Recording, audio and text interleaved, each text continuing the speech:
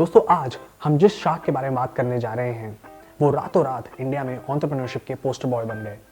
In fact shark tank India के feature होने के बाद कई सारे लोगों को लगने लगा कि बहुत ही रूड पर्सनालिटी है। वहीं दूसरी तरफ बहुत सारे लोगों ने इनके किसी भी बिजनेस को इवैल्यूएट करने की एबिलिटी को और अपनी ब्रूटल ऑनेस्टी के लिए बहुत ज़्यादा अप्रिशिएट किया। जी हाँ, हम बात कर रहे हैं भारत पे के को फाउंडर अशनीर ग्रोवर की। दोस्तों हमारे चैनल का नेचर है कि हम एंटरप्रेन्योरशिप और ब्रांड स्टोरीज बताते हैं। तो जब कोई एंटरप्रेन्योर खुद अपने बारे में एक किताब लिख रहा है तो हमने सोचा व्हाई नॉट।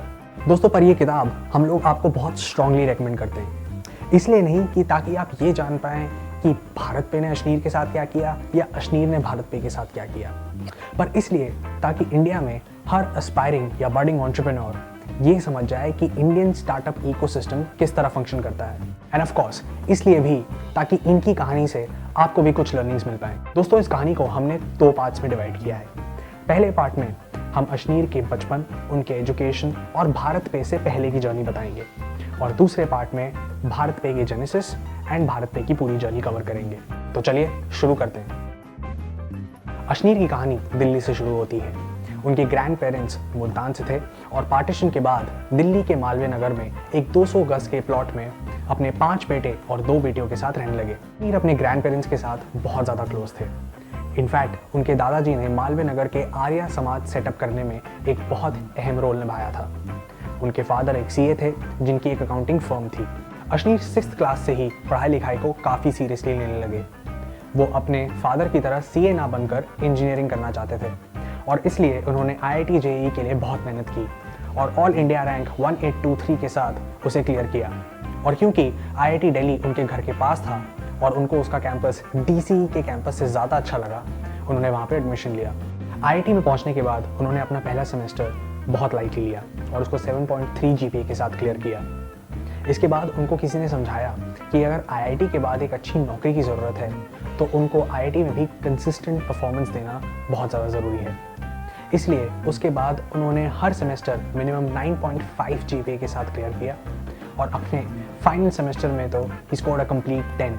IIT के दौरान उनको फ्रांस में एक एक्सचेंज प्रोग्राम में INSA लियोन कॉलेज में स्कॉलरशिप के थ्रू पढ़ाई करने का मौका मिला, जहां उन्होंने 1 साल बिताया और उसी टाइम उन्हें एहसास हुआ कि वो अपना घर परिवार छोड़कर दिल्ली से दूर ज़्यादा टाइम नहीं रुक पाएंगे। उन्होंने फिर जॉब ना करके MBA की तैयारी की और करियर लॉन्चर नाम के एक इंस्टीट्यूट को ज्वाइन किया जो कैट की तैयारी कराती थी और वहीं उनकी मुलाकात हुई माधुरी जैन से और दोनों एक दूसरे को पसंद करने लगे। माधुरी एक निफ्ट ग्रेजुएट थी। कैट के बेसिस पे अशनीर का एडमिशन हुआ IIM अहमदाबाद में। जब वो IIM अहमदाबाद पहुंचे तो उन्होंने देखा कि वहाँ के एनवायरनमेंट में और IIT के एनवायरनमेंट में ज़मीन आसमान का फ़र्क है। यहाँ तो अच्छी नौकरी लेने की एक खतरनाक रेस थी। सब पढ़ाई छोड़कर अपना नेटवर्किंग बढ़ाकर गोल्डमैन सैक्स जैसी कंपनी में 1 करोड़ के पैकेज के लिए लड़ रहे थे। पर अशनीर क्योंकि एक इंट्रोवर्ट थे, उनकी नेटवर्किंग ज़्यादा अच्छी नहीं थी और क्लास में एक टॉपर होने के बावजूद उनको 8 लाख का पैकेज कोटक इन्वेस्टमेंट बैंकिंग के थ्रू मिला। नौकरी मिलने के बाद उन्होंने माधुरी के पेरेंट्स को कन्विंस किया, शादी की और मुंबई मूव हो गए और अपने इस कोटक के स्टिंट को उन्होंने बहुत अच्छी तरह से यूटिलाइज किया। यहाँ उनको अलग अलग इंडस्ट्री की मार्केट्स, बड़ी कंपनीज और बिजनेसमैन के साथ कॉम्प्लेक्स डील्स कराने का एक्सपीरियंस मिला। कोटक के साथ काम करके उन्होंने Anchor Electricals, Panasonic, Aircel and Maxis की डील, DLF इंडाल मर्जर, प्रेस्टीज का IPO और PC ज्वेलर्स के साथ तो ऑलमोस्ट एज CFO काम किया और काफ़ी फंड रेजिंग्स भी करवाई। ऐसे में उन्हें काफ़ी सारी इंडस्ट्रीज़ का एक्सपोजर मिला और समझ में आने लगा कि मार्केट को इंडस्ट्री के बड़े प्लेयर्स किस तरीके से पेनिट्रेट करते हैं। कोटक में ऑलमोस्ट 7 साल गुजारने के बाद वो वहाँ से अब थोड़ा सा बोर होने लगे थे।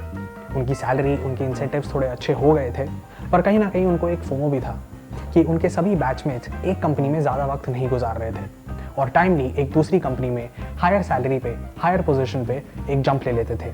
तो उन्होंने गुड़गांव के अमेरिकन एक्सप्रेस में पोस्टिंग ली और बैंकिंग स्ट्रक्चर को और क्लोजली समझा। वहाँ पे उनकी जॉब रिस्पॉन्सिबिलिटी ये थी कि उन्हें अपकमिंग पेमेंट प्लेयर्स में यानी फिनटेक स्पेस में अमेरिकन एक्सप्रेस के बिहाफ पे इन्वेस्टमेंट्स करने थे। ऐसे में अशनीर कई सारे स्टार्टअप फाउंडर्स से मिलने लगे और जब वो उनसे मिले तो अशनीर को ये लगने लगा कि इनकी एकेडमिक क्वालिफिकेशंस तो ऑलमोस्ट सिमिलर हैं, बस इन्होंने सैलरी से उठ के एक बिजनेस खोलने का करेज दिखाया है। अमेरिकन एक्सप्रेस में काम करने के दौरान ही उनकी मुलाकात पेटीएम के फाउंडर विजय शेखर शर्मा से भी हुई, पर एक फ़नी इंसिडेंट की वजह से एमेक्स ने उस डील को साइन नहीं किया। उसके अलावा पाइन लैब्स के लोकवीर कपूर के साथ भी डील हुई। स्नैपडील के फाउंडर्स को कन्विंस किया गया कि वो अपना ट्रेजरी अकाउंट एमेक्स के साथ ही खोलें, और मोबी क्विक की भी डील अशनीर के थ्रू हुई। उसी समय उनके आईआईटी बैचमेट अलविंदर ढींडसा ने जोमेटो छोड़कर ग्रोफर्स बिजनेस शुरू किया और अशनीर से हेल्प मांगी कि वो उनके लिए एक पिच तैयार करके दें। अशनीर ने उनकी हेल्प की और दोनों ने एमेक्स ऑफिस में ही रोज़ रात के 2-2 घंटे स्पेंड करके पिच तैयार की और जनवरी 2015 में उन्होंने सिकोया से 0.5 मिलियन रेज किया। तब अलविंदर ने अशनीर को उनका सीएफओ बनने का ऑफर दिया और कुछ सैलरी नेगोशिएशंस के बाद अशनीर ने उनको ज्वाइन किया। यहाँ अशनीर ने कई सारी कॉम्प्लेक्स चीज़ें हैंडल की। इनफैक्ट अपने पहले ही दिन उन्होंने एक इंटरेस्टिंग और पेचीदा 500 रुपये का FIR केस भी हैंडल किया, जो ओवर स्पैन ऑफ 18 मंथ्स में ख़त्म हुआ। उन्होंने ग्रोफर्स में काफ़ी फंड रेजिंग भी करवाई और जब ग्रोफर्स ने अपने खुद का डार्क स्टोर खोलने के आइडिया से पिवट किया, तब भी अशनीर ने इसमें एक मेजर रोल प्ले किया। कुछ टाइम बाद जब उनको ग्रोफर्स की ग्रोथ स्टैग्नेंट लगी और उसका बर्न रेट हाई होने लगा, तब अशनीर और ग्रोफर्स के दूसरे को फाउंडर सौरभ के बीच में मैन पावर और हायरिंग को लेकर टिप्स हुए और फाइनली अशनीर ने ग्रोफर्स छोड़ दिया। इस इंसिडेंट के बाद अशनीर के पास काफ़ी टाइम तक नौकरी ही नहीं थी और वो एक डार्क फेज में चले गए।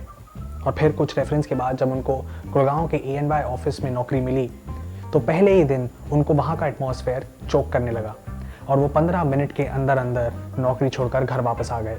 उन्होंने अपने फादर को जब ये समझाया तो उनके फादर ने उनको फ्रीडम दी कि वो जो करना चाहे कर सकते थे।